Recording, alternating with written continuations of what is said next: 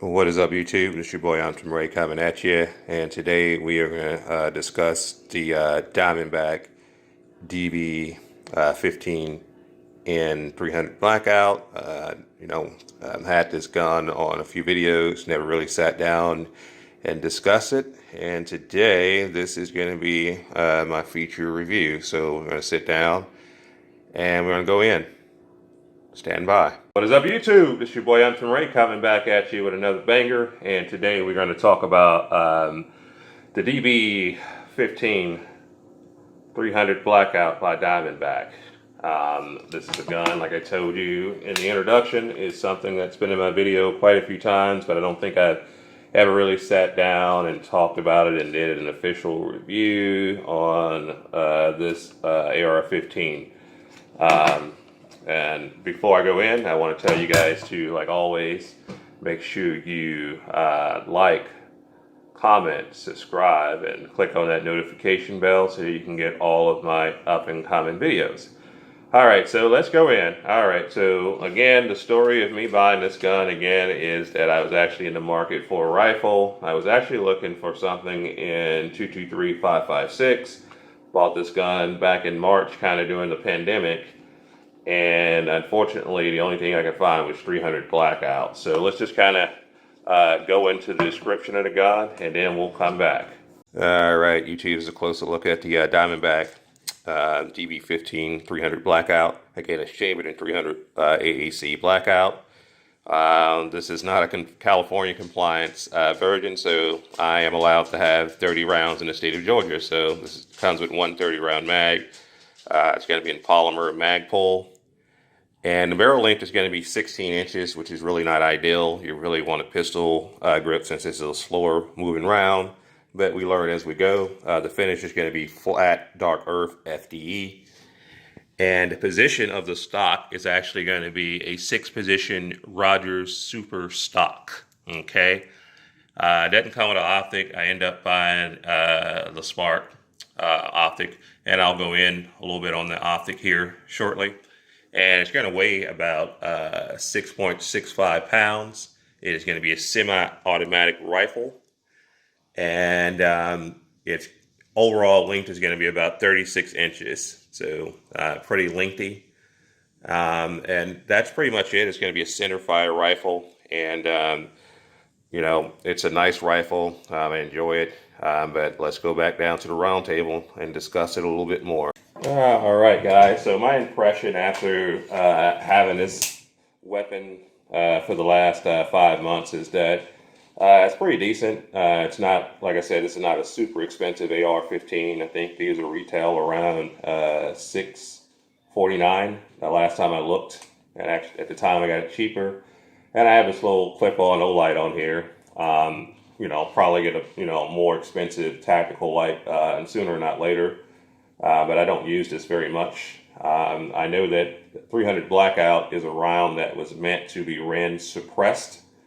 Someday I'll get around to getting a suppressor. That's the benefit of the actual round, is that it gives you the ability to hunt, larger game, but also do it in a quiet manner. It's a very good hog hunting round because, again, it's a slower, heavier load than 223 and 556.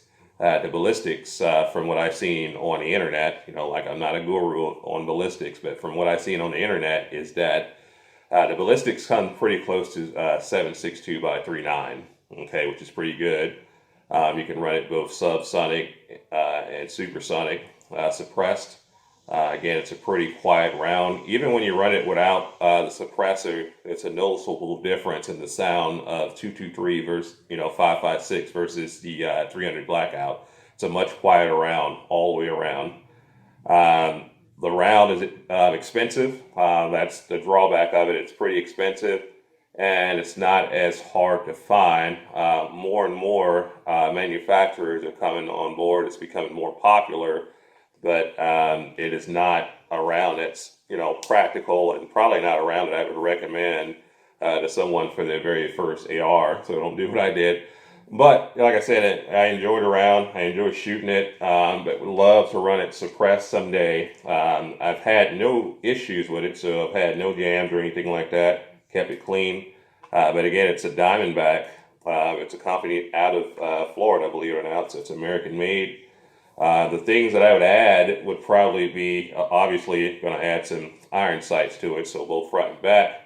And I end up getting the Spark AR red dot, and it's very efficient. The only thing I don't like about the dot is that, when it's really, really humid, it foams up very easily, and you cannot see your red dot. But I'd like to get some sights in the back, do a little bit here with the Picatinny rail. Definitely going to get a hand grip on here so I can stabilize it, because my problem is that when I'm trying to zero in, the nerves in your arms kind of wobble and makes the red dot wobble. But overall, I enjoy it. I've shot it a few times. I shot it at the Gong. This is pretty much my first AR. The next AR I would like to get is going to be something that I would probably build, from the ground up. But so far, so good on the actual Diamondback DB15. I would definitely, for a budget AR-15, I definitely recommend this to anyone that's looking for a budget AR-15. And, it ranks up there with, the other ones like M&P Sports, Ruger, and some of the other, what we call budget AR-15s. But again, I enjoy it.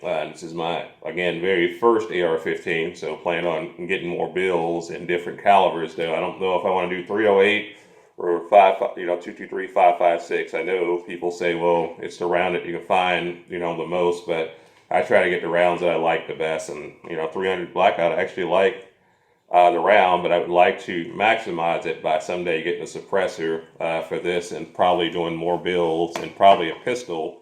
But again, I understand that this is going to be ideal round for more of a pistol with a shorter barrel versus a 16-inch. But we learn as we go. But all the components, the boat, everything in here looks pretty sturdy. The weapon is clear.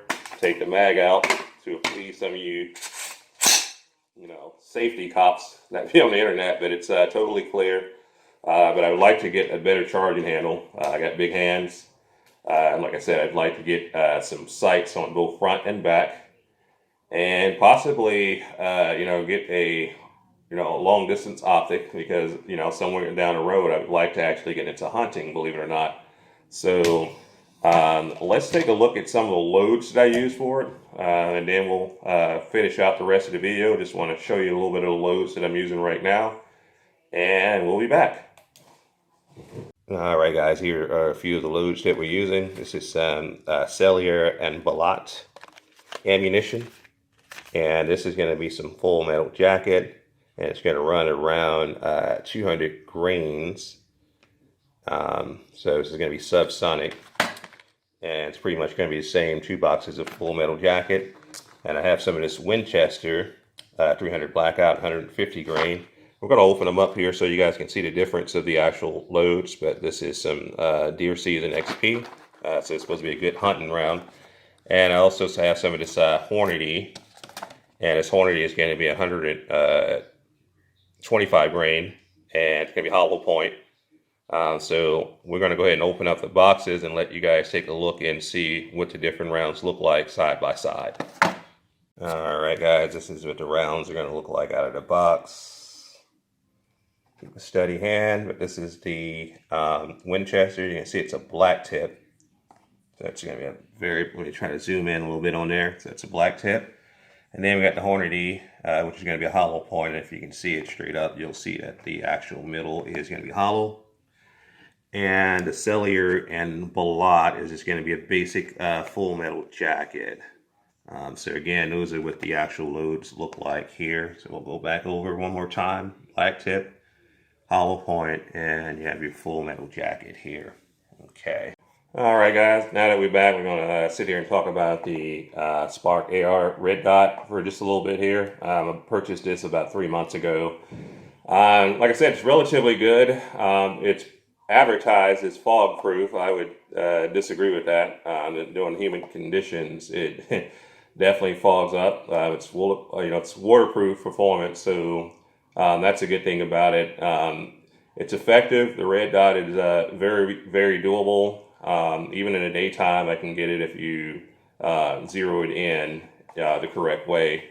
But I've been happy with the Spark red dot. I think this retail right around what, $199 at the time.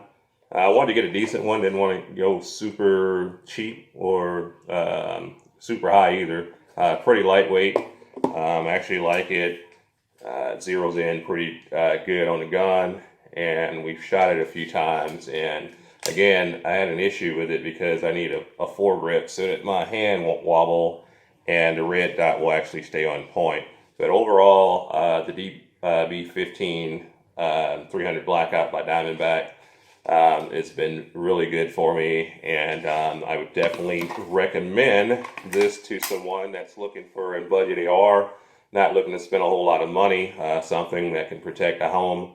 Personally, for me, this is not my first go-to option for home defense, because 300 Blackout rounds have, like I said, the terminal ballistics that are similar to 7.62 by 3.9, which are known to really, really penetrate. So I would rather use shotgun shells, certain shotgun shells, I should say, versus this for home defense due to the penetration.